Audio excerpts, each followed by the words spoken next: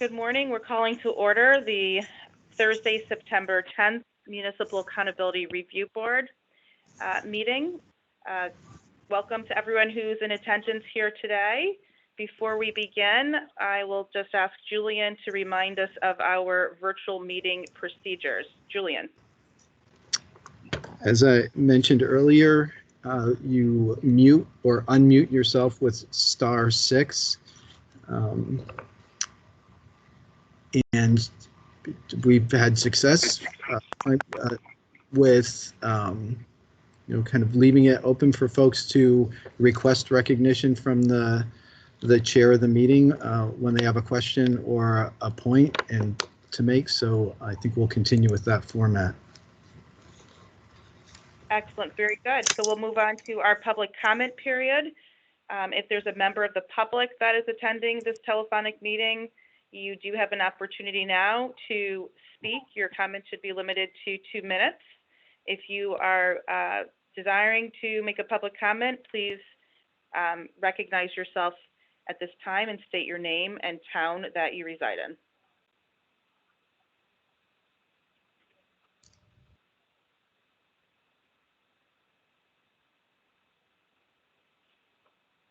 Okay, great. Seeing none, we'll move on to the approval of the minutes for the August 13th special meeting of the Municipal Accountability Review Board. Is there a motion for the approval of the August 13th minutes? Sal Luciano, so moved. Thank you, Sal. Is there a second, please? Mark Waxenberg. Great. The motion has been moved and seconded. Is there any discussion?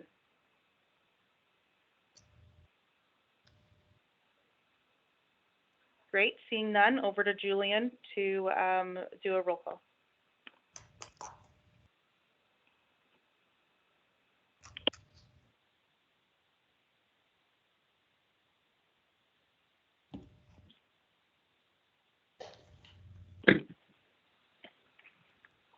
Julian, over to you for the roll call for the approval of the minutes, please.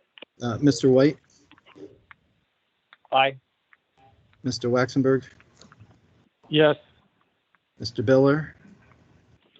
Yes. Mr. Luciano? Hope so. I made the motion to approve. Mr. Brockman? Aye.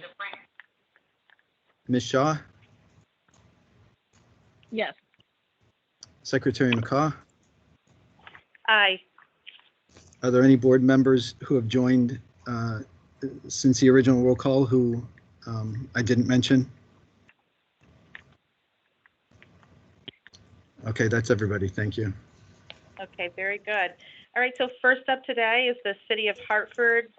We will begin with a subcommittee update. You have in your package an update from the dated September 1st. The Hartford subcommittee met on June 25th and July 23rd and spent the majority of the time focused on the 5-year plan and a contingency framework, if you will, for closing projected budget gaps within the 5-year out-year projection. So with that, Julian, why don't you give us a summary of the subcommittee meetings and where we landed.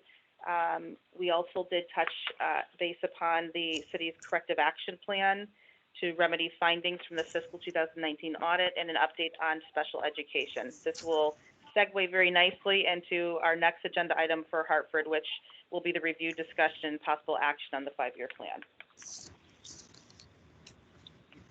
Right. The only thing I would add to the item on the 5-year plan is that the MARB made their approval of the city's FY21 budget when they took action in May. That approval was conditioned on the city receiving approval of the updated 5-year plan by the city council, which did take place in June, and then by the MARB. And so at the subcommittee level, there was a vote to recommend to the full MARB approval of the updated 5-year plan. And as the secretary mentioned, that's the next item on the agenda. And then we've been receiving routine updates on the city's corrective action plan related to prior year audit findings, continued development of the Board of Ed's portion of that plan, and working through a process for the Board of Education to develop a long-term strategy for special education services in the district, and possibly bringing some services in district. And that's an item that will continue into subsequent meetings as well. That's it for my summary.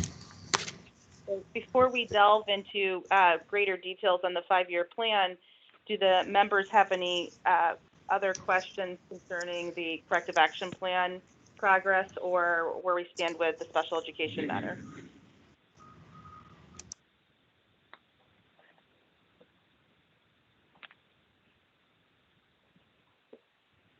Okay, so seeing that there are no further questions, we will turn to the review, discussion, and possible action on the 5-year plan for fiscal 21 through 2025. As Julian indicated, our budget approval was contingent upon approving the 5-year plan. Council has already taken action. In your package, you do have a detailed description of the 5-year plan and a summary from Julian. I will note a couple of things. We took our time to really validate and the measures that the city had put in front of the subcommittee with respect to how they would close potential budget gaps. And most of our discussion was really centered around those measures. The measures were a mixture of enhanced tax collection or revenue collection improvements, energy efficiency measures, potentially the need to reduce plans for capital spending, for example, capital reserves, reviewing service level adjustments, or other revenue diversification options. After extensive review and discussion of these efficiency and mitigation measures, the subcommittee did vote to recommend that the MARP approve the updated 5-year plan. So at this time, I'd actually like to ask the city if they'd like to provide some commentary on the 5-year plan, and specifically some of the mitigation measures that could be utilized in the event the deficits materialize. I believe we have Mayor Bronin and we have Bob Dakers from Hartford that are present to give us a quick overview. Sure. Thank you, Secretary McCaw, and good morning to all of the members of the board. I think Secretary McCaw really gave the broad strokes already. As you know, the 5-year plan still projects deficits in the neighborhood of $4 to $5 million in the out years, and as we've discussed, that does not include potential salary impact from negotiated contracts as contracts come up for negotiation. So we recognize the need for continued focus on both mitigation and revenue diversification. The revenue diversification options that are identified in here are not surprising or new. They include local hotel tax, local option sales tax, or a portion of sales tax that's dedicated to local municipalities. I think it's worth noting that there is still, Secretary McCaw can correct this if this is mistaken, but there is still in state statute the municipal revenue sharing agreement formula, which I believe is scheduled to go into effect in the next fiscal year. Understanding that that will likely be the subject of intense debate in the upcoming budget years, that's something that could potentially be a game changer from a revenue standpoint for the city of Hartford and many other communities. On the mitigation side, the efficiency side, obviously we continue to look at cost saving opportunities on energy and benefits. But as Secretary McCaw said, I think likely the biggest opportunity would be a scaled down capital investment plan, if necessary, if those deficits materialize. Great, Mayor, you're spot on that the municipal revenue sharing will be a source of of discussion in the upcoming session. Was there more that you wanted to add or that Bob wanted to add to the mitigation of revenue measures? Bob, do you want to add anything? No, I think that, that covers it. I know we had a robust discussion at the subcommittee level. Well, I think the mayor and the secretary have covered it well. Great. Just a couple of other things that I would just point out on tax collection efforts. The city has been working on enhanced collection in the area of motor vehicles. They are working with a consultant to address non-registered or improperly registered vehicles within the city. They address in the summary you have in front of you enhanced personal property audits, consideration for potentially using alias tax warrants to leverage additional revenues. So we do have a pretty detailed description. Private duty jobs is an area that I believe Yolita reported we've made progress on collections in that area. So enhanced collection efforts seem to have been fruitful to the city.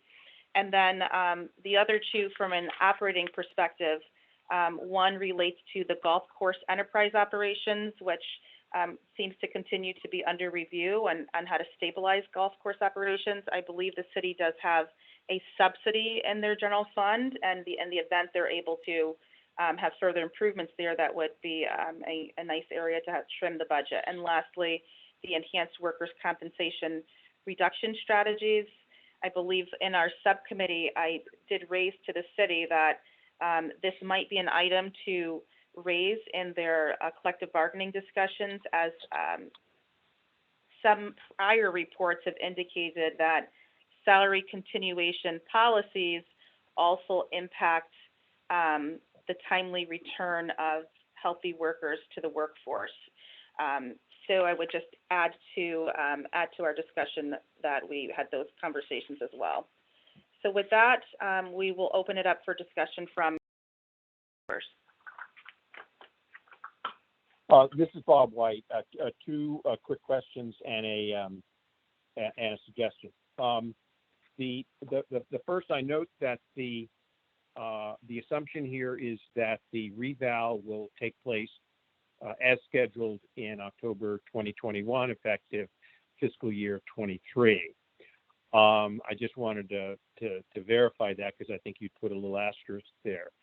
The related question there is that I forget the rationale for increasing the projection for the grand list in 2023 from 2.5 to 3.5.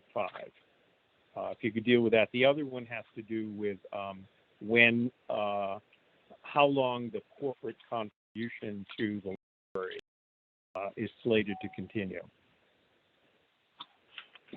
Sure. So the first question about the timing of the reval is one that we are still considering.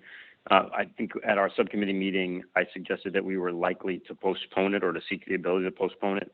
I think our current thinking is that we are likely to proceed on schedule for a reval that fixes the grand list of October 2021, and as you said, takes effect in fiscal year 23. We have not made a final decision about that. We will probably make a final decision in the next week or so, but I think that we are leaning strongly towards sticking to the current schedule. I'm happy to discuss that if you'd like. No, good. That's good. And the refresh my recollection, the increase from 2.5 to 3. Yeah. So forgive me if I am misremembering. I don't believe there is an increase. I think it was always 3.5%. Okay, I just saw maybe it's my aging eyes, but the summary that Julian prepared, top of the list.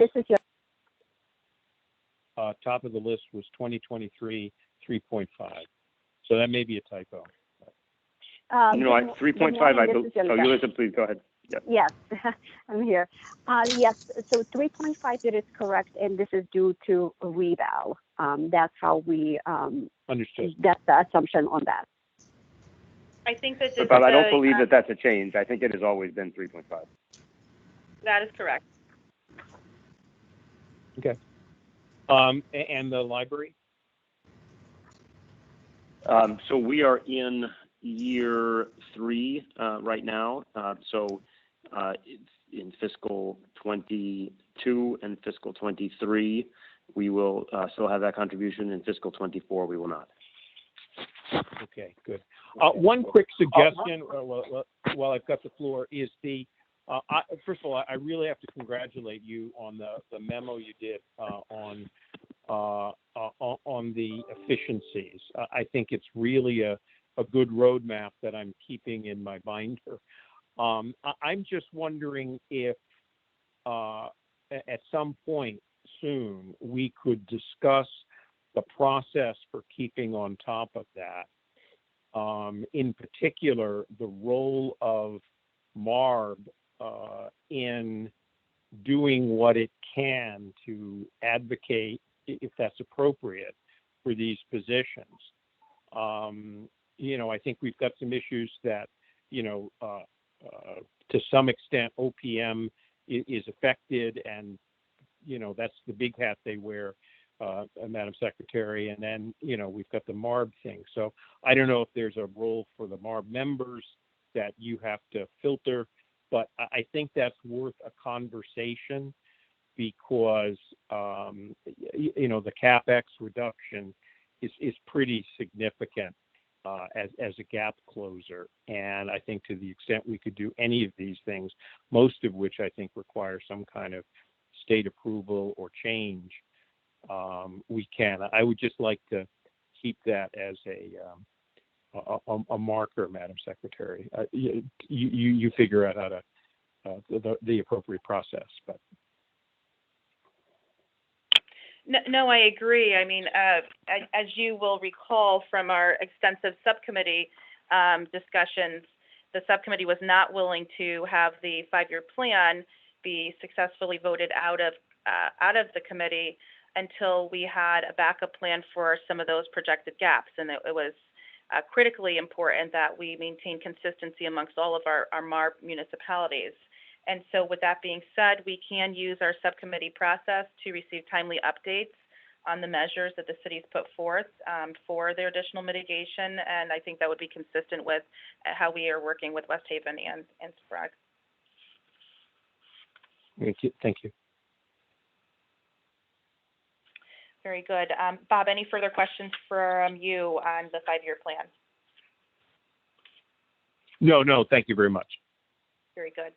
Other MARB discussion pertaining to the city's 5-year plan?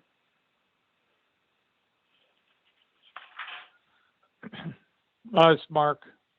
The mayor mentioned contract negotiations are still ongoing. What are the contracts where we have expiration? And I assume we're beyond the expiration dates. And what's the prognosis for settlement? Because obviously you're on a timeline. You can waive certain timelines, but I don't want to say how are they going. I assume it's good faith, and where do you see the end result being? A negotiated settlement, hopefully mediated and or arbitrated, and obviously we would have to consider those that impacted the 5-year plan, et cetera. So it's somewhat important that those numbers be plugged in as soon as possible, but we certainly don't want to.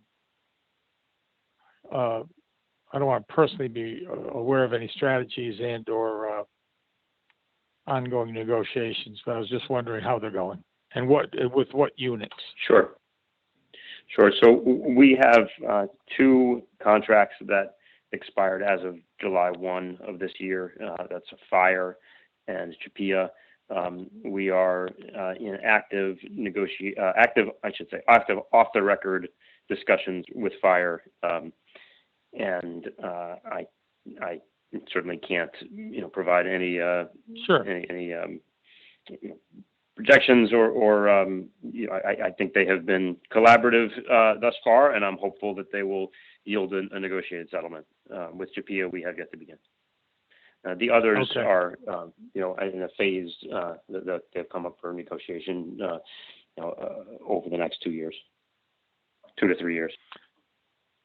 Well, I know that things changed in negotiations, but I'm glad to hear that they're both parties are meeting in good faith, and hopefully it'll result in an agreement that MARB can approve, and it can be incorporated successfully into the 5-year plan.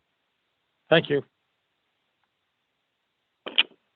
Thanks, Mark. Other discussion on the 5-year plan or questions?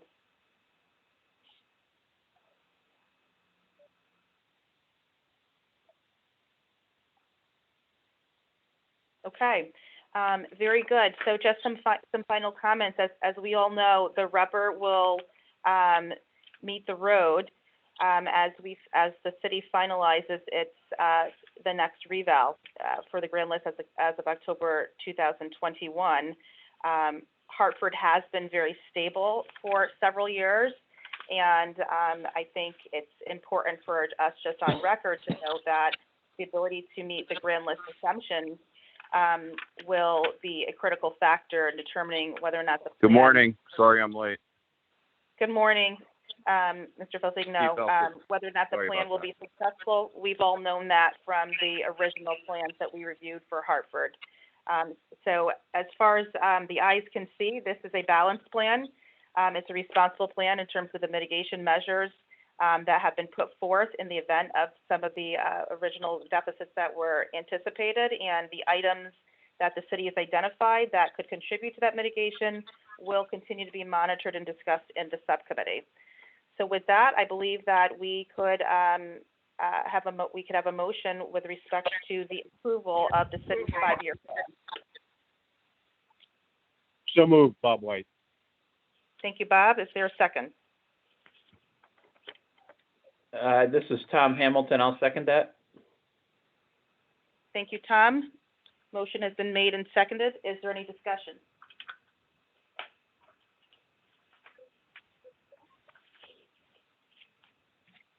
Great. Seeing none, over to you, Julian, for a roll call. Mr. White, Yes. Mr. Waxenberg,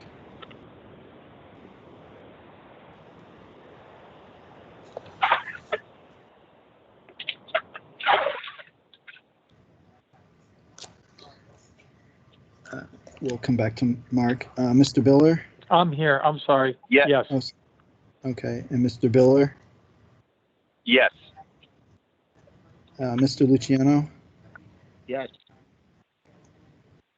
Mr. Hamilton? Yes. Mr. Felsigno? Yes, I previously read everything, so yes. Mr. Brockman? Yes. Ms. Shaw?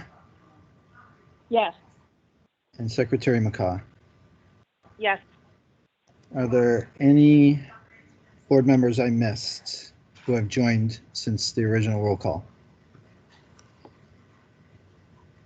Okay, that's everybody.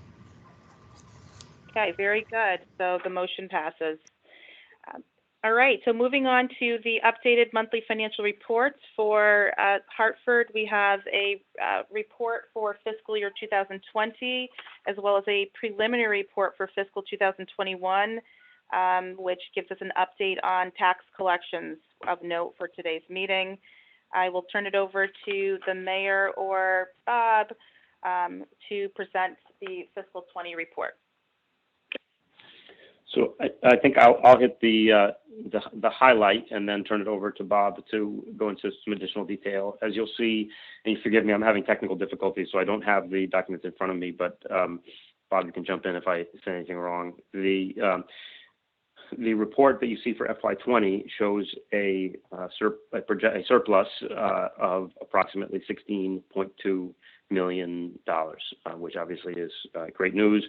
The two, as we've talked about in prior meetings, the two biggest drivers of that are payroll savings and attrition, and very significantly this year, favorability in healthcare expenses. Presumably because of the coronavirus, for the last third and certainly the last quarter of the year, the healthcare expenditures were far lower than projected as people delayed or forewent doctor's visits and procedures. We still don't know whether those whether that will result in a spike in this current fiscal year, although I do not believe we have seen any such spike yet. But it did produce significant savings, obviously, probably one-time savings in FY20. Our current plan for that $16.2 million is the following. We've discussed in this forum before our plan to pre-fund the development of a civilian crisis response team that would respond to certain calls for service in place of or in conjunction with the police department. And we laid out a 4-year plan with $500,000 this year, $1 million the next, and then 1.5 and 2 that would allow us to build that up and scale that up. Our hope is that in addition to providing significant improvements in service, that may also save costs over the long run. So it was always our intent that that $5 million pre-funding would come from the FY20 surplus. Beyond that is my intention to create an assigned fund balance of $5 million for economic uncertainty, just given all of the uncertainty that we face right now, to put that aside in a sense as extra contingency given the economic uncertainty we face. And then the remainder would likely fall to unassigned fund balance. Our unassigned fund balance currently stands at approximately $12 million, and so with that additional amount, our fund balance would sit at 17 or 18 million dollars, which is a significant improvement from where we were, and something that we've identified as a top strategic priority over the last 3 years is to rebuild that fund balance. So we're pleased to be able to make progress toward that goal. Bob, over to you for any additional detail in the reports. So yeah, well, of course, these are still unaudited, so we're in the the audit phase, but we don't anticipate any major changes from this, but from what we're reporting here today. And so I think the mayor has described kind of some of the major areas of saving this year, and the payroll and benefits, and so we're I think that describes where we're at, and we can take any questions you may have regarding the financial report. I should add that in addition to attrition, the other areas where we had some meaningful favorability included the payouts line and the contingency line. That's correct, Bob, right? That's correct. I'm sorry. Yes. Very good.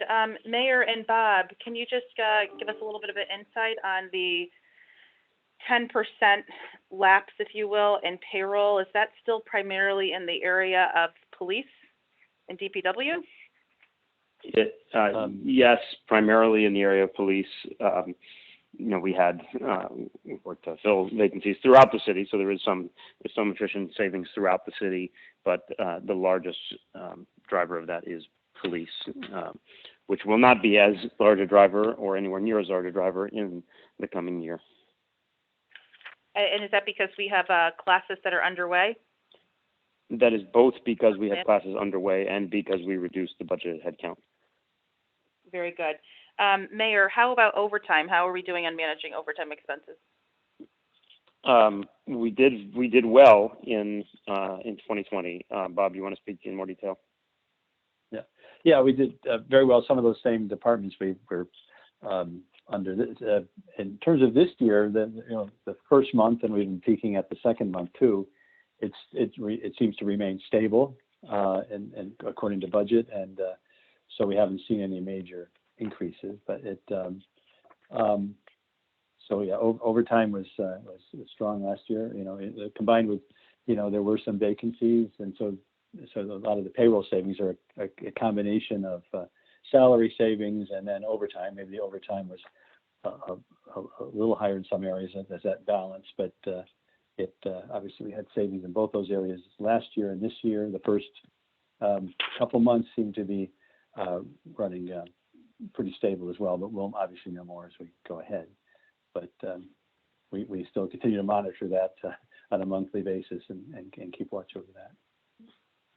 Very good. And we monitor it internally on a weekly basis. And let me just add that on the police side, I think we probably would have had some significant favorability, significantly greater favorability in overtime.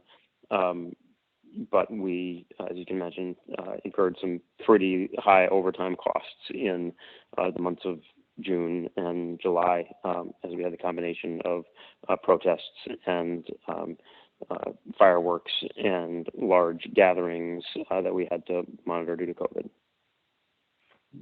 Very good.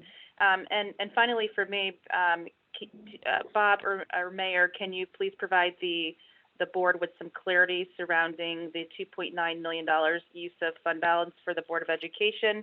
And is there any update on the final outcome of fiscal year 20 for the Board of Education? Do we expect that they will close in deficit up to $2.9 million without, in the event they did not access the assigned fund balance?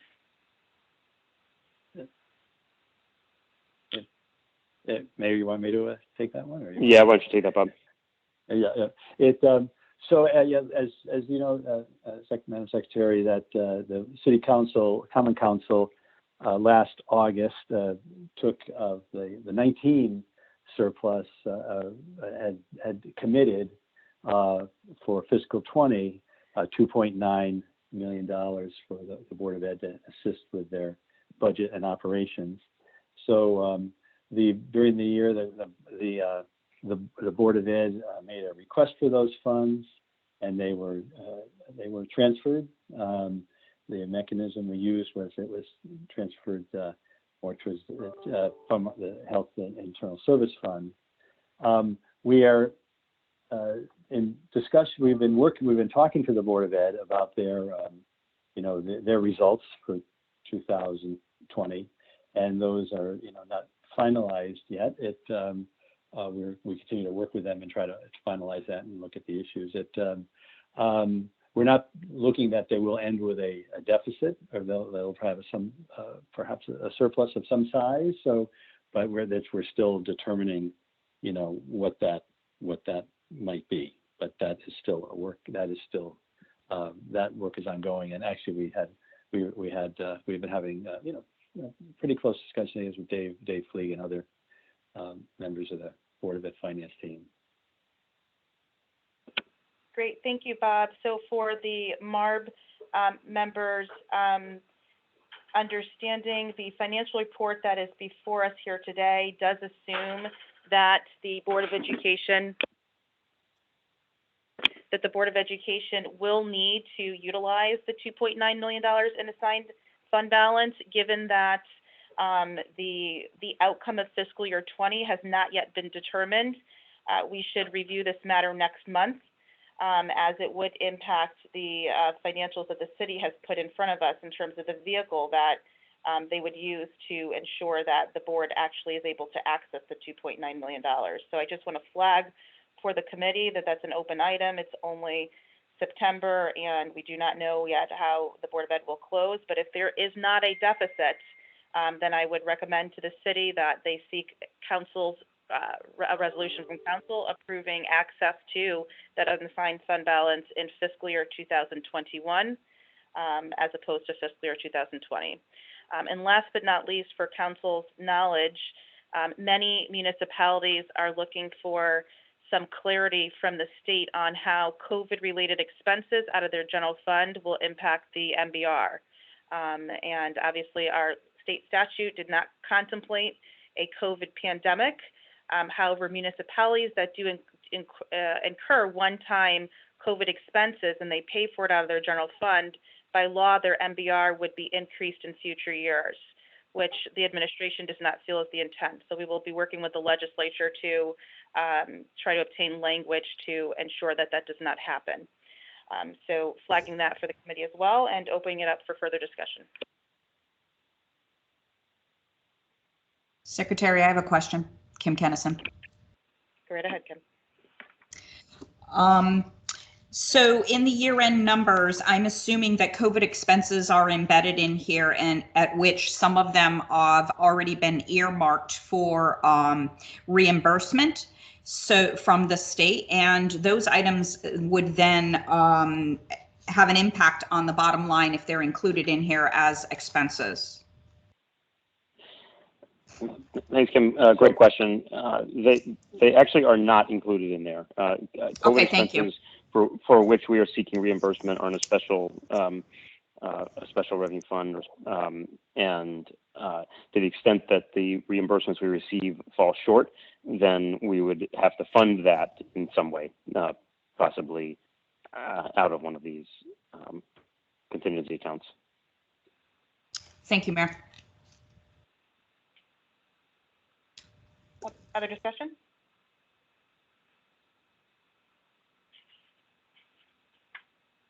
Great. So, Bob, It might be helpful if Bob, can you just give a sense of the scale of those of the COVID expenditures that are not included in here for which we're seeking reimbursement? I think they're still being tallied, and maybe actually Leanne is on the phone as well, who's been separating this.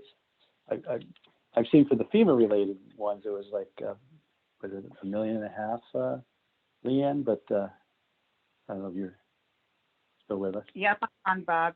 Good morning, everyone. Leanne Rawls from the city. The total COVID expenditures that we're seeking reimbursement on through FEMA are approximately $2.3 million. Okay. The city also has applied for 2 other grant reimbursements, one through DPH and one through the Firefighters Assistance Grants. Both of those combined are approximately $200,000. And then whatever becomes ineligible through the FEMA reimbursement request, we will seek reimbursement through CARES. And then, as the mayor mentioned, anything that is ineligible through CARES, the city will fund through one of the contingencies. Great. Any other questions on the impact of COVID on the city's projections? Okay. And with respect to the CARES Act funding, just for the purpose of MARP members in the city, the reimbursement time frame, technically we can do that all the way through December. OPM has set some deadlines for submittal of those requests, but we recognize FEMA's review and response to the municipalities has been slow. So we've been adjusting the timeframes accordingly. Our goal is to make sure that your expenses are reimbursed up to the amount that you had provided to OPM in our survey. So we'll continue to work with you accordingly. Thank you, Secretary. Great. Other discussion on fiscal 20, we're going to move on to, if there is none, we will move on to a quick update on fiscal 21. Tax collection update would be very helpful. Any other questions on fiscal year 20? Okay, Bob, do you want to just quickly get the highlights on your initial observations on fiscal 21?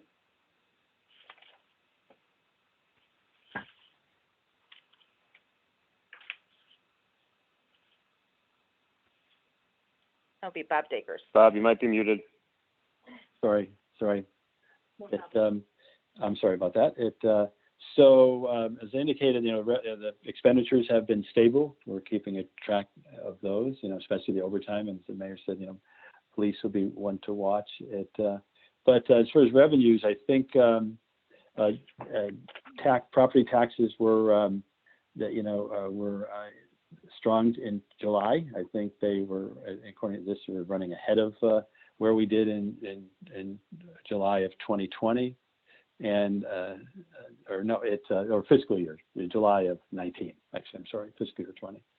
And so we were ahead of last year. And I think, and again, Leanne can comment better on this, but I think through August also seemed to be running well also.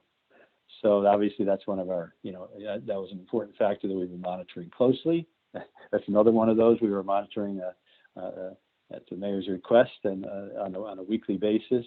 And so far, that's on the revenue side is good news that the property tax continued on strong, and on total revenues, we're ahead of where we were last year, and I think on the expenditures were slightly below last year. Some of that could be timing issues, but again, expenditures are pretty stable, and revenues have been coming in well to date.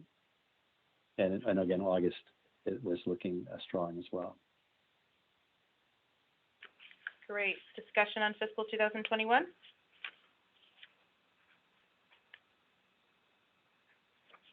This is Tom Hamilton. Just a question on the payroll. Given the fact that you had some, turn back there last year, would you expect similar kind of turn back this year, or do you think that was really a one-off kind of situation last year? Thanks, Tom. I think that it was not one-off last year because we have had attrition savings for a number of years. But as we talked about a little bit earlier, a lot of that was driven by police, where we had built into our budgets the number of police to which we aspired, even though we weren't there. And so that was a big driver of that attrition. So that will be lower this year, again, both because we're hiring and because that we brought that headcount down a little bit. I would suspect that there will still be some payroll and attrition savings simply because there's a lag between when vacancies open up and when we're able to fill them across the city. Right. And remind me, I think you folks do budget for a full complement of personnel. In other words, you don't build in attrition savings into the number. Is that correct? We actually do build in attrition savings, but the attrition savings we build in are, and again, Yulita or Bob, jump in and correct this if I'm wrong, but the attrition savings we build in are based on the historical experience of how many employees in a given department leave in a given year. It's not based on where we have not yet hired to achieve our full staffing goal. Does that make sense? Yeah. Okay. I understand. So we do build in an attrition. We build in some, but we don't build in. We don't fully offset. Right. Okay. Good. Any other questions on fiscal 2021 update on financials? Can I add one thing, Secretary McCaw? Yes, Mayor, go right ahead. I just, we have talked many times in this setting about cybersecurity, and I think you're all aware that we were the subject of a very sophisticated and aggressive ransomware attack. We believe that we avoided the worst outcome in that the attackers were not able to actually encrypt our systems and lock us out of them. But the process of restoring those systems and identifying whether there's any other longer-term risk or vulnerability is ongoing. So I suspect we will have some expenses there in the coming weeks and months, legal, forensic, supplementary IT, and we'll keep the committee updated on that as we go. Thank you, Mayor. And we, the city had recently purchased cybersecurity insurance. Is that correct? That's correct. We have cybersecurity insurance with a $10 million coverage level, but in a number of the categories, there's a retention of $250,000. So there may still be a hit in some areas. Very good. Okay. Any other questions? I'm sorry, Madam Secretary. Mayor Bronin, did that insurance policy take effect before the ransomware attack? Yeah. Yes. Good timing. Okay. I mean, that insurance took effect I believe about a year ago. We invested, but we purchased the insurance, but we also invested in a pretty robust defensive system, which is what allowed us to flag the intrusion and then lock our system. Thank you. Very good.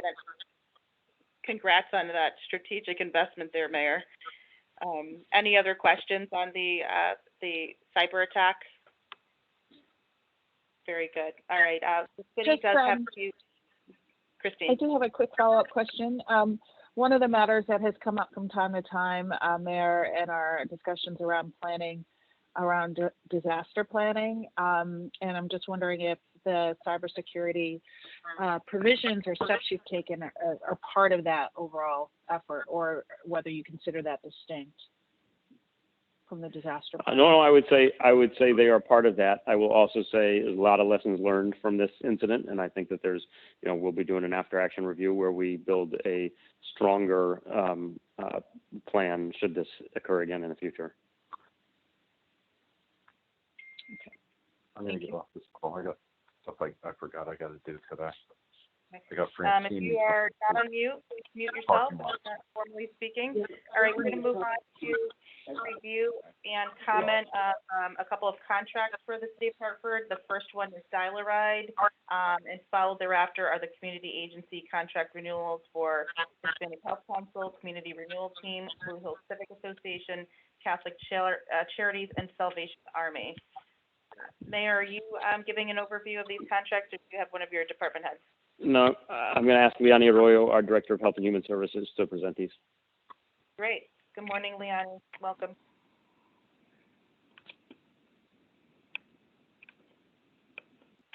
All right, so we have Director Arroyo, who will give us a quick presentation. Leonie, you might be muted. Star 6 to unmute. Okay, sorry about that. It kept muting and unmuting me. Good morning, everyone. Hi, Leonie Arroyo. I'm the Director of Health and Human Services for the City of Hartford, and these contracts are all from my department. I'll start one by one, starting with Dial-A-Ride. Dial-A-Ride is a service where we provide 5 days a week, 6 buses that are running for approximately 6.5 hours every day to bring seniors to our senior centers, medical appointments, as well as grocery shopping trips. About a third of our population in the city of Hartford does not have access to a vehicle. That number increases amongst our elderly population. So this particular service allows them for a small $25 donation a year to access these services. In the last year, the last fiscal year, we are missing some data for the last 2 months, but we do know that the numbers went down. We had over 49,000 rides, an average of about 4,500 rides a month. And then, so that's the basic data on there. This contract is funded by a variety of mechanisms, some grants, as well as the general fund. The largest portion comes from the general fund. I'll stop there and see if there's any questions on this particular contract before I go into the next one. Great. Any questions on the DACO contract renewal?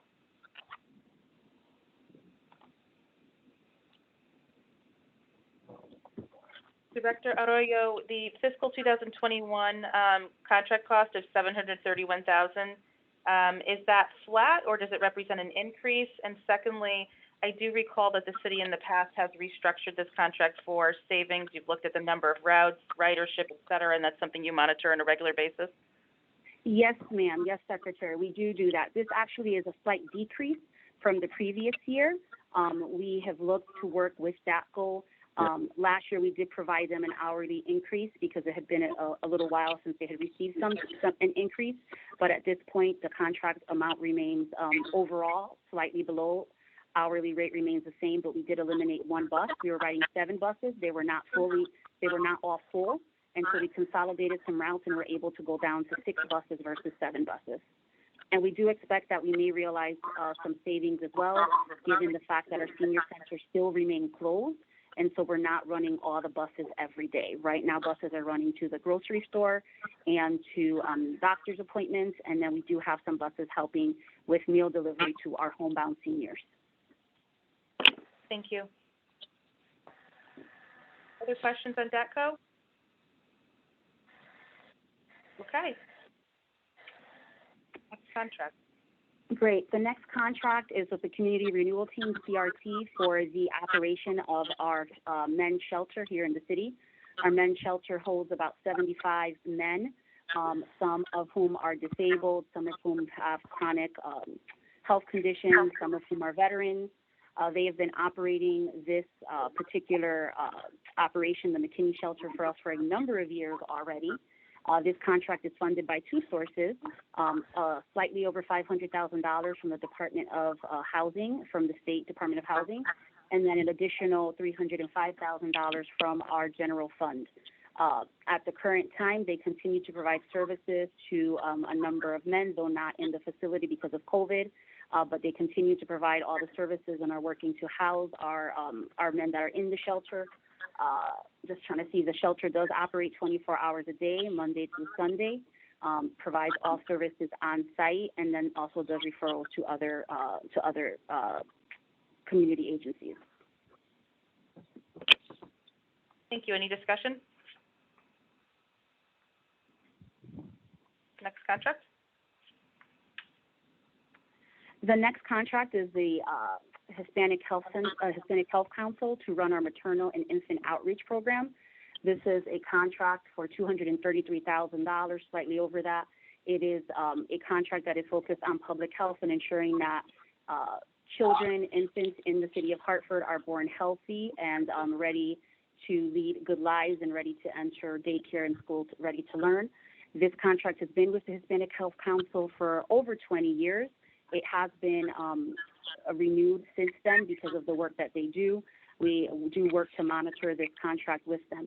In the past year, because of COVID, the numbers did go slightly down in terms of number of individuals served, but they continue to serve those individuals with over 1,000 postpartum visits and over 270 prenatal visits. And so it's good outcomes, and it's a good investment for the city in terms of ensuring that these children are born healthy with less issues that can then take root in the educational system. Again, the contract is for $233,900, solely funded by the city's general fund. Great. And if you're not talking, if you could kindly put your phone on mute, that would be great. Thank you very much, Director Arroyo. This number is very familiar. It sounds like it is a number that has not increased, correct? Not at all. Right. And just curious, why do we not rebid this on occasion since it's been with HHC for 20 years? Is that because they have a unique specialty? So they do have a unique specialty. It had been rebid initially. It had been bid out initially. They were the only respondents to it. And so at this point, it has not been rebid.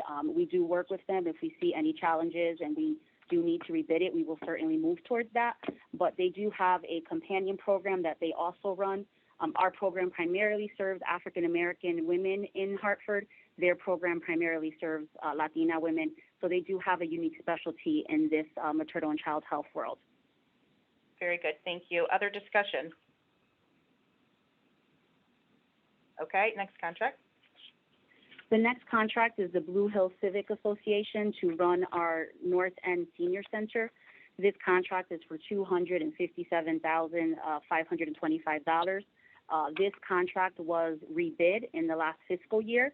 Blue Hill Civic Association was the only bidder, and they did submit a solid response to the RFP. They have run this North End Senior Center for us for a number of years already. They provide a number of services there, including meals, which are now being delivered, but when they reopen, they'll provide meals on site. They provide home visits. They provide well checks to our seniors. They also provide aerobics and other services, as well as preventative health services on site. During the pandemic, they've been doing check-in calls, have been providing services online via Facebook to their seniors who are pretty well connected, and have continued to work with us to ensure the needs of our seniors during the pandemic are being met. This contract does represent a $25,000 increase. This increase was submitted and approved by the City Council. I will say it is a needed increase in the sense that this contract has not been increased for at least 5 to 7 years, according to my team here. And they are just facing some challenges of trying to find people, and so they wanted to be proactive and have an opportunity to do that, and also to increase some of the services that they're providing as well. So that's where we're at with this contract. Thank you. Any discussion? Okay. Director Arroyo? Okay, next contract is Catholic Charities. Catholic Charities runs our South End Senior Center, and the amount of that contract is for $260,612. This also represents a $25,000 increase from last fiscal year. The increase was directed and approved by the City Council. They very much face some of the similar challenges. They had not had an increase in a number of years. This particular senior center also has, I believe, 2 individuals that are eligible for retirement, and the salaries that they pay are not very competitive. And so this increase will help assure them of being able to find someone and then also continue to expand their services. They've continued to do much of the same work that the North End Senior Center has done, including doing home visits, doing well check visits, providing information to us as needed about connecting seniors to services, and providing fitness events and things of that nature online. Both the North End and South End will be working to do some small in-person events with some of their increased funding as well. But again, it's a $25,000 increase from last fiscal year. Thank you, Director Arroyo. Any discussion from the MARB members? Okay, finally, Salvation Army contract renewal. So Salvation Army has been providing the service, which is our overflow shelter. This overflow shelter is for single women and families. It primarily serves families, but also does serve some single women. It's a much underserved demographic in the homeless population. They've had this contract as well for a number of years. It was rebid previously. It's a short-term contract for only 4 months of the year, or 5 months of the year, sorry. And the beginning month and the last month allow them just to do some finalization of their budget and wrapping things up.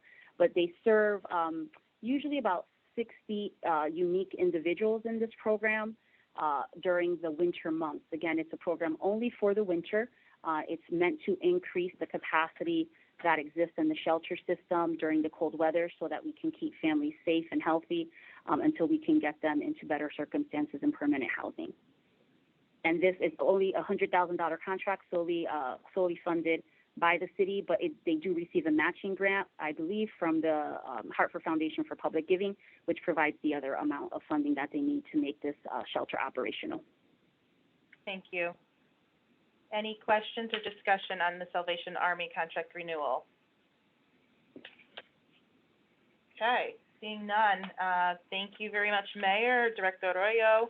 Good to hear from you, Bob, and the team. I think that concludes all of our items for the City of Hartford. Thank you. Great. Thank you. Thank you. Okay. Thank you.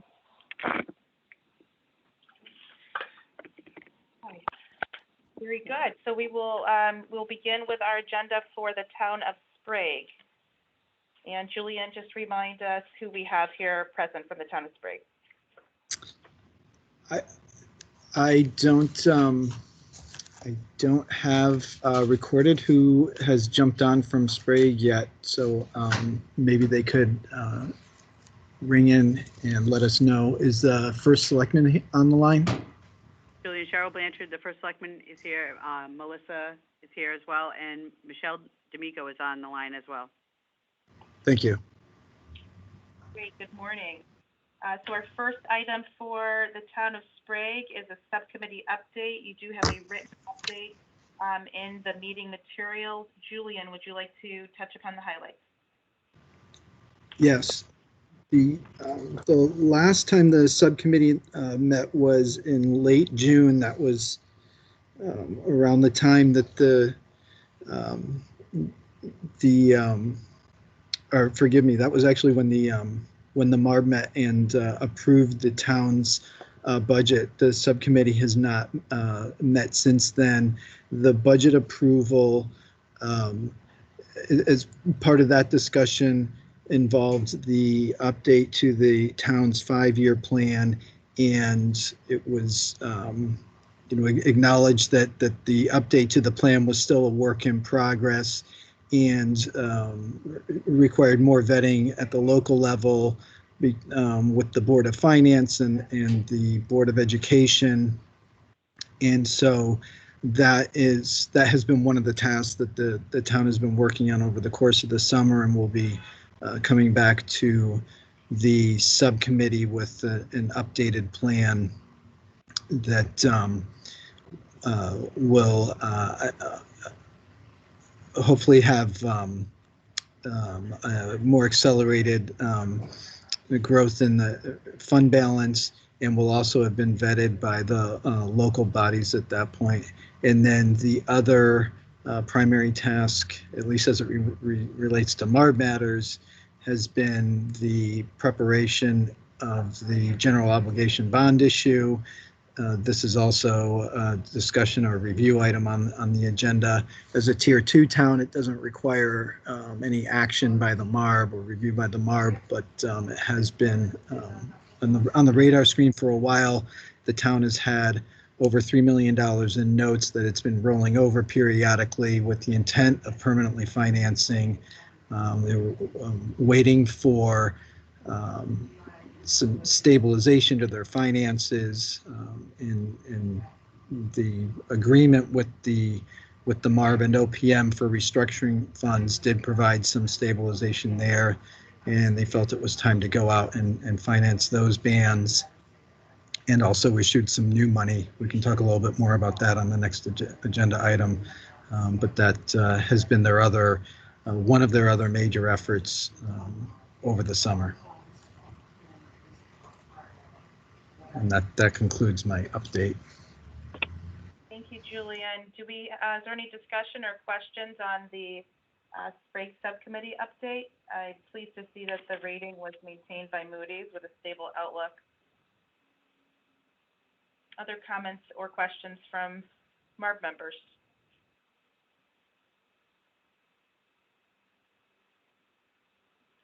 Okay, very good.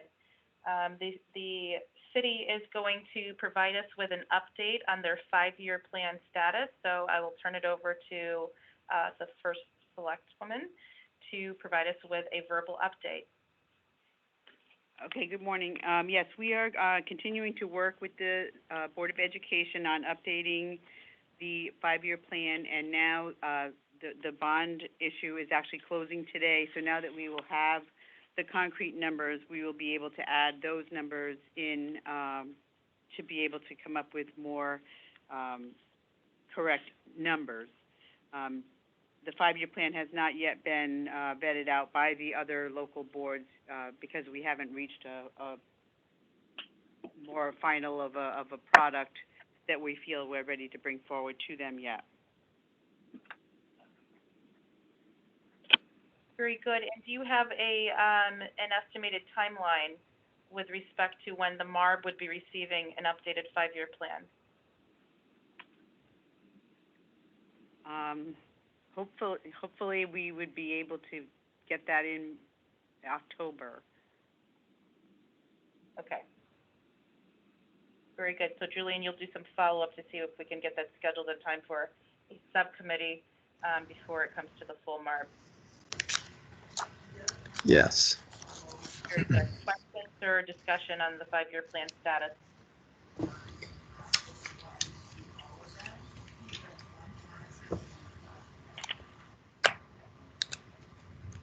Great. Next, we have an update on the GO bond issue. And first selection, you had started to touch on this particular item. Would you like to provide a detailed update on the GO bond issue, other than Julian's summary and any other further comments you might have?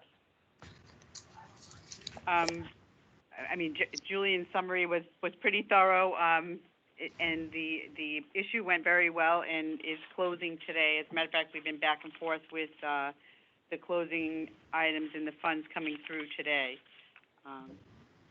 We're happy to be able to do the long-term financing on the bands that have been being rolled over for quite a few years now, so that we've got them into a stable repayment schedule. Go right ahead, First Selectman. I was just going to say that the bonds were issued at a premium, and we were able to capitalize $231,000 for future interest payments, which will help us a lot through our budgetary process.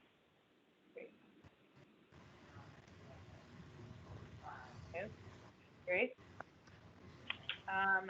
Other questions on the GO bond issue that will close today?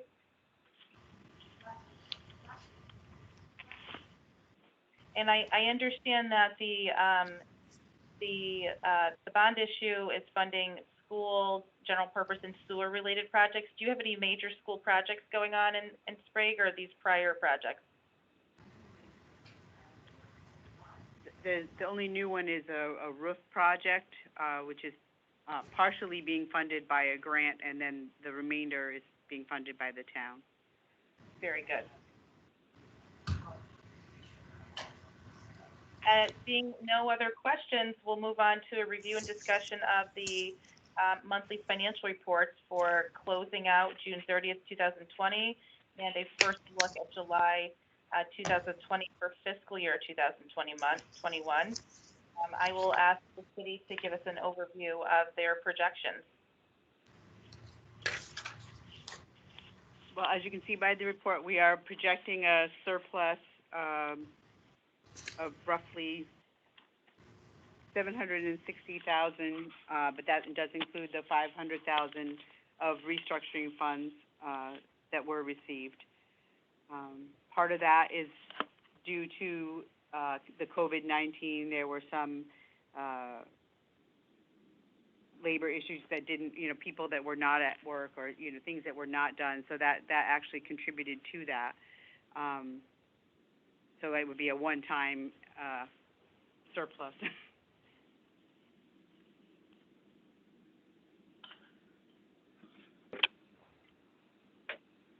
First select, I'm looking here at your Board of Finance budget to actual with year-end estimated totals July 2019 through June 2021, and I can see a budget of 9.4 and year-end estimated expenditures of 9.1. That's the $271,000 surplus, correct? Yes. Did you say 700,000 or 270,000? I said 700,000, but that was including the 500,000 in restructuring funds. So in the total figuring of the surplus, that will come in because that was unbudgeted funding. Very good. So it's 270 on the expense side, and then you're indicating that the $500,000 of muni restructuring was not needed. No, it was needed, but it wasn't budgeted, so it's just going to show as it was needed. But so the actual surplus would be the 271. Tim or Julian, do you want to jump in here to give greater clarity? Yes. So the restructuring funds were run through as a revenue, an unbudgeted revenue. They will fall into fund balance and help to reduce the negative fund balance from the prior year, which I don't have it open in front of me right now, but my recollection is that it was minus 870,000, somewhere in that neighborhood. That the result of the projected surplus for this year, which will be aided by that $500,000 in restructuring funds, will land somewhere around negative 100,000. So they will have eliminated a considerable portion of that deficit in fund balance. And again, I don't have it right in front of me, unfortunately. I did look back and see how these projections compared back to the projections we were looking at in the May and June timeframe when the update to the 5-year plan was being assembled. And it looked, again, these are preliminary numbers, but it looked as though there was a slight improvement in the projected surplus for the year, somewhere around $50,000 to $60,000 better than previously projected. Yes. Thank you, Julian. So this is really 270,000 more favorable than our original plan, if you will, given we knew the 500K would go to help correct the negative balance. How about Correct. the Board of Education? Thank you. The Board of Education fiscal 20 report. Is that included in your 270K? I see that Yes, they're that going is to last. included. Okay, Yes. very good. All right, other discussion on fiscal 2020 for sprague.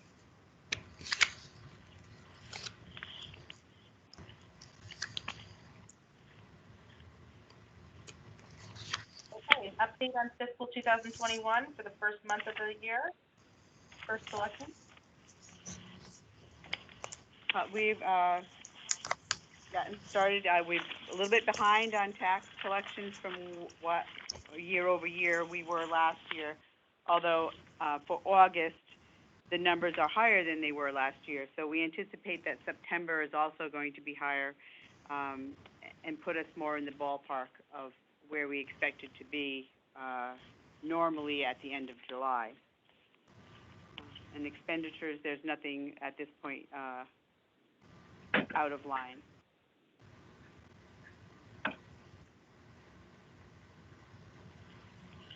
Question from the Mark.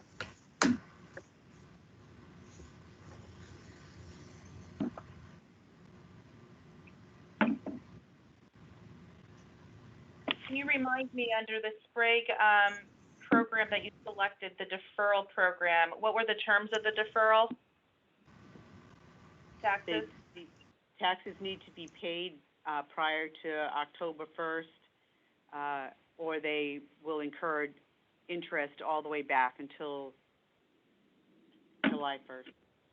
Very good. So we, at this point, we're in monitoring mode and would like to hope that you catch up, if you will, by the time October hits. Okay, very good. Other discussion on fiscal 2021?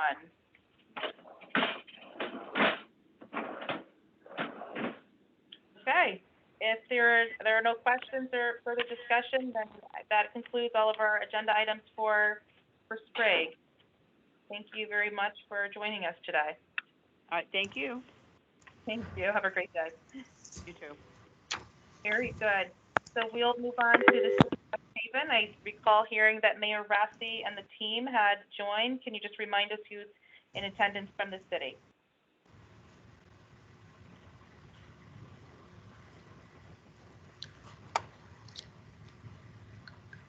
So I know we had Mr. Chaplinsky and Mayor Rossi on. I don't know if we are here. Yes, I'm here too. We are here. We were just trying to unmute the phone. Understood. All right. And Good morning to you.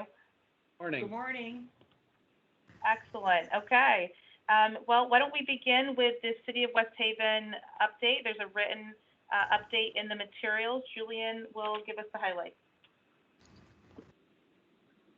you'll see that the subcommittee last met in mid-July. There are a number of recurring agenda items that the subcommittee takes up monthly or as often as they meet, on the corrective action plan, the implementation of the human resources action plan, and then there were a handful of other items that were part of that agenda. We did get a briefing on the planned bond issue, which is included on this meeting's agenda as well, that permanently finances part of the high school renovation project. It also rolls forward some notes for the high school project and also provides some new money for a variety of public works projects and fleet purchases. We did do one run through of some conditions for restructuring funds for FY21 to get some feedback from the subcommittee. The list is under consideration internally, and we would be bringing that back to the full MARB for the full board's feedback soon. And then we also received a briefing from Representative DeMassa, who also locally provides support to the City Council on the proposed revisions to the city charter that are scheduled to be on the referendum during the November general election. And you'll see in the written update some of the highlights from that from the Charter Revision Commission's report, which was approved by the City Council. There are some, pretty significant changes to the charter and vision there. Transition to a council manager form of government, so that would contemplate hiring a city manager. The terms of elected officials being modified from 2 years to 4 years. Restructuring of the district structure in the city, and some of the at-large representation on the city council, and then some changes to 3 currently elected positions, potentially making them appointed positions, and I believe also incorporating some credentials into the charter for the tax collector, city clerk, and treasurer. It was a very comprehensive report that the commission produced, and so these are pretty significant changes to the city. And then I'll 2 other things I'll mention that were not in the written report. We did meet by special meeting, and the full MARB also met a special meeting, so it's not news to the full board, on the 13th of August to review the firefighters contract. That was rejected. That may be coming back at some point. But we've also recently received from the HR department a notification that there is a TA tentative agreement on the Local 681, the Public Works contract. So we, at the September subcommittee meeting, I would expect it to be on the agenda for that meeting, followed by MARB consideration at the full MARB meeting October. That all falls within the 44-day timeline that the statute provides for. And that concludes my update. Any questions or discussion on the subcommittee update?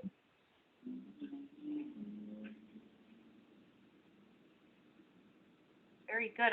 We have a very quiet MARB today, which is uncommon. Sending everyone for COVID testing. Okay, seeing that there are no questions, I'm going to have to go around. You're going to have your location so we can do temperature checks. I'm getting concerned. Otherwise, I think we need to see each other face to face. That's what that is saying. Okay.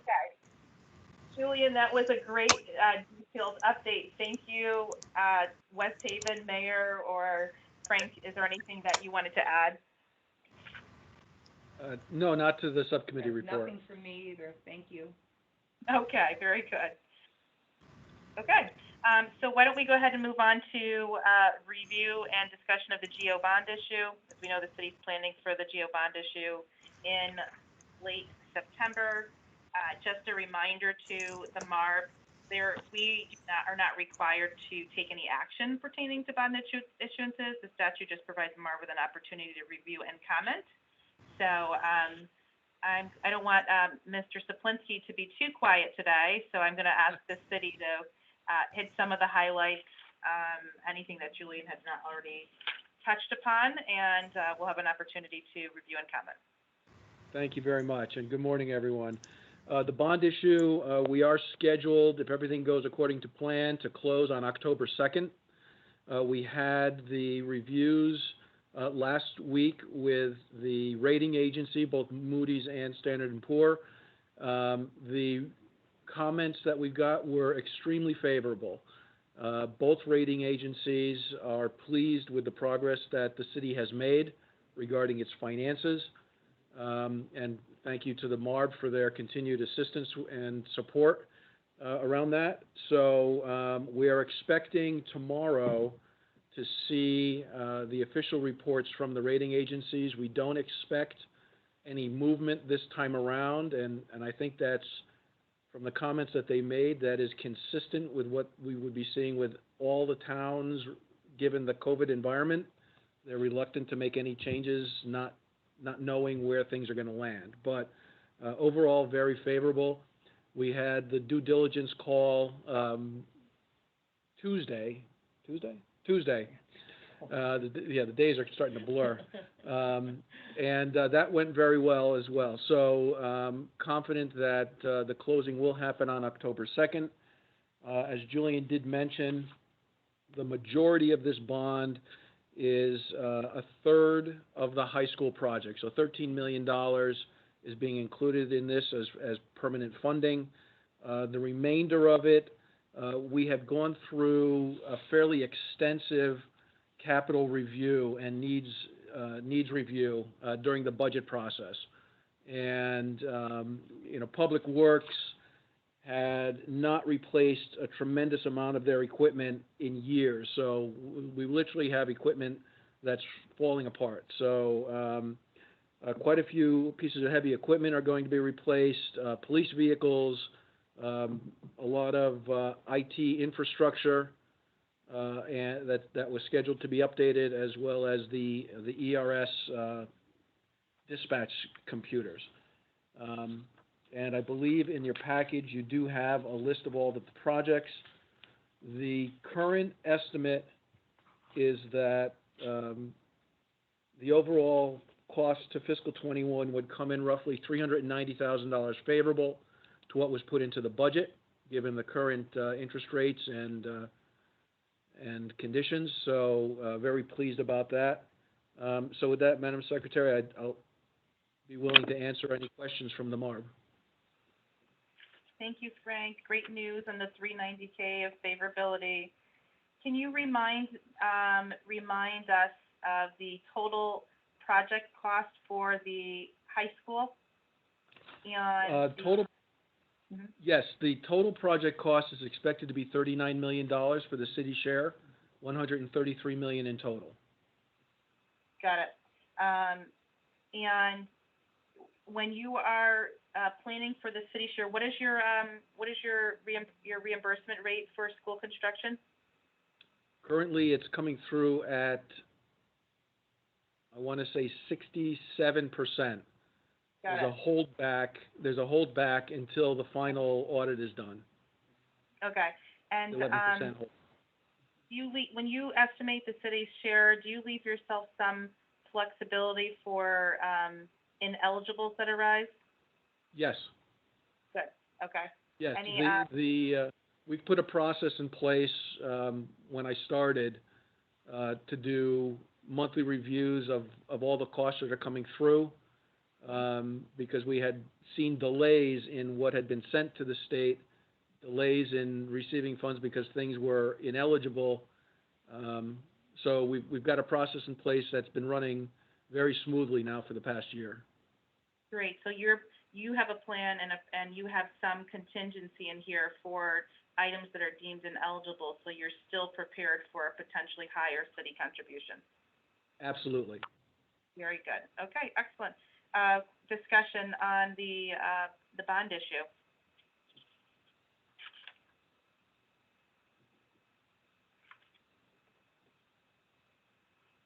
Okay, very good. We look forward to seeing your updated rating agency reports. Yes, I do as well. Me too. I do. Someone chiming in there? No, we were just saying that we look forward to the rating report as well. Very good. It's good to see, the report card. You want the report card to send the right message. So, all right. So, Frank, while we have you up, why don't you just take us through the fiscal 2020 financial report, and then we'll go right on into fiscal 21. Sure. So right now, obviously the books are still fluid. We are projecting a $1.6 million, I guess the number I gave you, $1.6 million favorability. That is inclusive of the restructuring funds, which have not been received yet, but that is included in the forecast.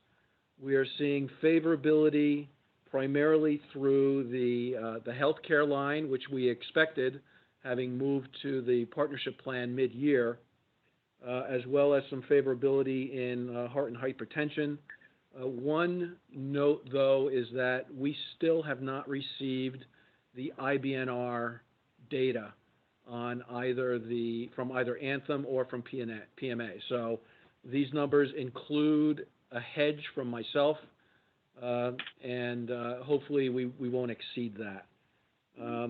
We are also reporting a $300,000 favorability from the Board of Education. They have committed to me to $324,000 in total. So that was good news there. So again, overall, we're expecting to end the year with a $1.6 million surplus in the general fund. In the sewer fund, we are expecting a surplus there as well. The number from the sewer fund, excuse me for 1 second, is expected to be also $1.6 million. That will go towards the continued buildup of the sewer fund balance. We continue to build that fund because anyone who understands or has been involved with the WPCA or the sewer department, those projects, when needed, could be quite expensive. So we continue to build that fund up so we have a rainy day fund in case anything happens with the plant or the pipes and piping system. Finally, Allentown, we're expecting to end the year with a $694,000 surplus, which is good news from Allentown. Part of that was favorability to the pension contribution. As you recall, we built the plan with an estimate. The final ADEC from the actuary came in much lower than that, so we were able to roll that favorability through. And they did have some savings on both personnel and on the health insurance line as well. So that is fiscal 20. I don't know if there are any questions. Great. Any questions for Frank on fiscal 20?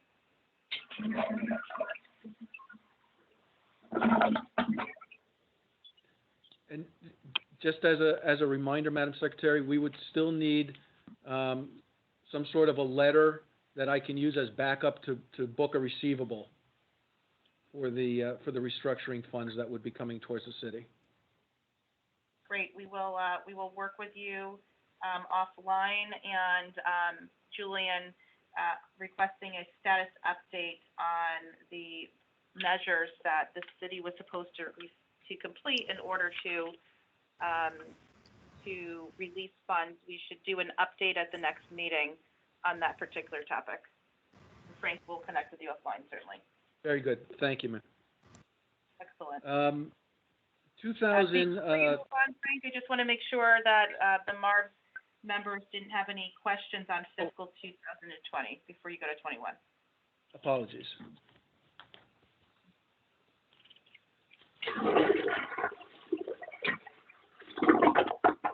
Not so. Moving on to 21, sir. So, as you can see from the narrative that was provided, revenues were down in July for taxation, tax collection year over year. Part of that, or a good part of that, is because the final day to pay the taxes, we opted not to defer. We opted for the low interest. So the final day to actually pay the taxes before incurring a penalty was August 3rd. So we did see an $8 million shortfall in July. Tax reports that I have gotten from the tax collector indicate that August was substantially heavier than last year. So I'm expecting next month, when I provide the August year-to-date report, we will be back in line with tax collections. This is 350? Yeah. Thank you, Frank. Yeah. On the revenue side, we haven't seen anything yet. I mean, it's only been 1 month, but nothing's jumped out at me yet. I would not intend to make any changes to the year-end projection until after I see the first quarter results. However, I do reserve the right, as if anything does come up, I will certainly include that in the report and make the committee know, make the MARB know of anything that does come up. As part of the Allentown budget this year, there was an additional $650,000 of contribution towards the pension plan. That was a result of funding received or acquired by Representative DeMassa. That money has been received, and I'm very pleased to say that that contribution has already been made. So, well on our way to taking care of Allingtown's ADEC and pension contributions as well. One thing I did want to mention, though, is that I did receive a resignation from the city's IT director. He will be leaving on the 22nd. I believe, and this is my personal opinion and not the opinion of any others, I think it's a result of the council's interference with the day-to-day operations. He did not feel comfortable given some of the things that were done with his budget and said during the meetings. So after being approached by several other towns, he did finally accept an offer. So we are in the process of trying to put in a stopgap anyway until we can get an IT director, because I need somebody in-house. I think having a city this size without an in-house IT person here on site is not feasible. But again, just my opinion. So we are moving forward with that. I did want to make sure that the MARB was aware of that. I know that cybersecurity is a concern for all of us these days. So we are moving forward with that. Other than that, I'd be happy to answer questions on fiscal 21. Questions, discussion? Thank you for flagging the IT situation, Frank, and obviously with cybersecurity being top of mind, that's important, as well as I think the MARB has had a strong voice in making sure you have the critical positions to ensure the city's success. So certainly support the recruitment there. Other discussions? Madam Secretary, this is Mark. Yes, Mark. You may not, Frank, you may not be able to answer this because it's a school board question, but I recall the school board or somebody saying that Siegel was doing another comparison of insurance costs for the partnership plan and the existing plan based on the data that was provided to you guys and MARB and the projections. And if the Siegel comparison or report is not ready by now, because it's possible that you could call over there, and if it is ready, we could have it at the, well, obviously for a subcommittee meeting, but also for the MARB meeting, just to, see if they should pursue the partnership. That's been an ongoing discussion on the board side that personally I'd like to see put the rest one way or the other. Certainly, sir. I have not heard of a completed report yet. I did hear that they were requesting another report from Siegel. I will follow up with the Board of Education for you and let them know that you're looking for a report. Thank you very much. You're welcome. Thank you, Mark. Any other questions, discussions, or requests for West Haven? Okay. Well, we are not only back on track, but we are ahead of time. So we have plenty of time for other business. Do I hear someone jumping in there? Yes, Secretary Kim Kennison here. I wanted to allow the MARB members to be able to speak prior to myself, if you don't mind. Sure, go right ahead, Kim. So I would like to circle back about the IT vacancy, and knowing that this has been an ongoing struggle for the city of West Haven with back and forth right through the budget when the budget design was going forward. One of the items that I would recommend that I think would be very helpful for the city is if we could get a IT report. I know that there has been one in the past. However, it was a different type of report, and so that has not been shared publicly with the MARB. But something that could be shared publicly would be, my recommendation would be for the city to hire Bloom Shapiro in their annual audit to do an audit of their IT infrastructure. They have standard protocol that they do, and that would be my suggestion. And I started to have conversations with Frank about this, as well as the mayor. Absolutely. We think that's a great idea, and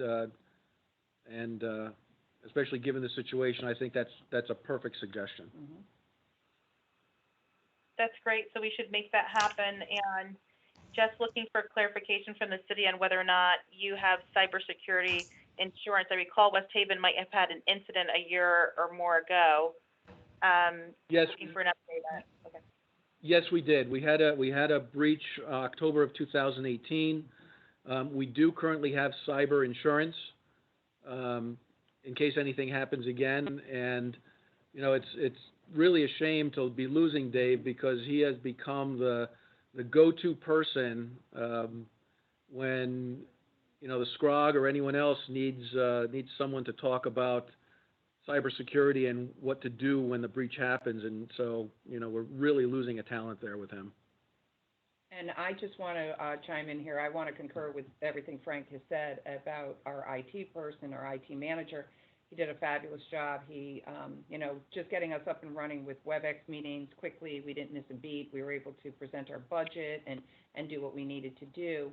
And it is a shame because a few council members had made it clear that they were looking to outsource that position, and also would removed. I had put in a staff member, because right now Dave is the IT department manager, but he is the IT department, and I put in a staff member, and they had quickly cut that staff member in their deliberations and was pushing for an RFP to go out for doing, you know, subcontracting everything out, which doesn't leave us usually somebody on site during the day, or if we have problems with evening or IT issues. So again, it's going to be a loss to the city of West Haven, because Dave has been here for several years and has worked well with all departments and has always been there and done an excellent job for us. Thank you for your comments, Mayor. Other discussion? This is Christine Shaw. I just want to offer my support for the audit that Kim Kennison described.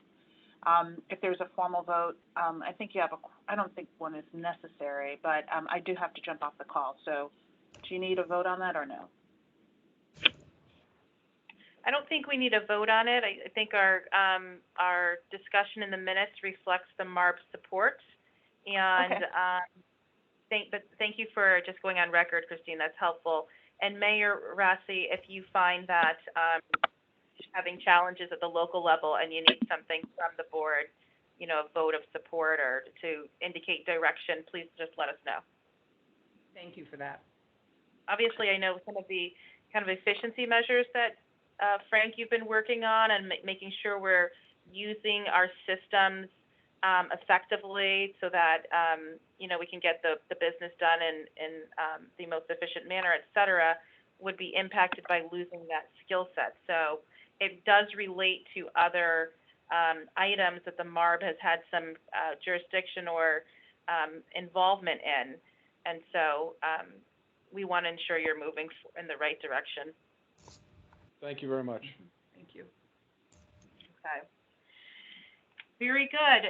Is there any other business, anything that any MARB member would like to raise for today or for discussion at a later time?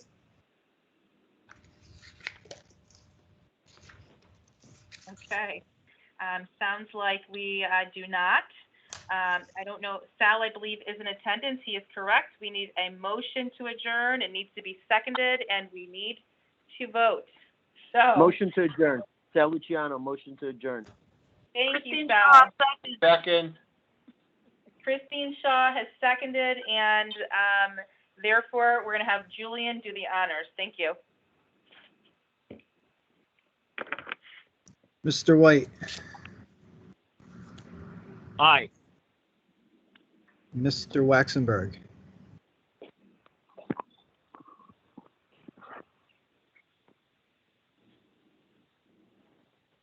might have gotten off the call. Mr. Biller? Mark, aye. Thank you. Mr. Luciano? This is Mark, aye. Thank you. Aye, Sal Luciano. Mr. Hamilton? Aye. Mr. Felsigno?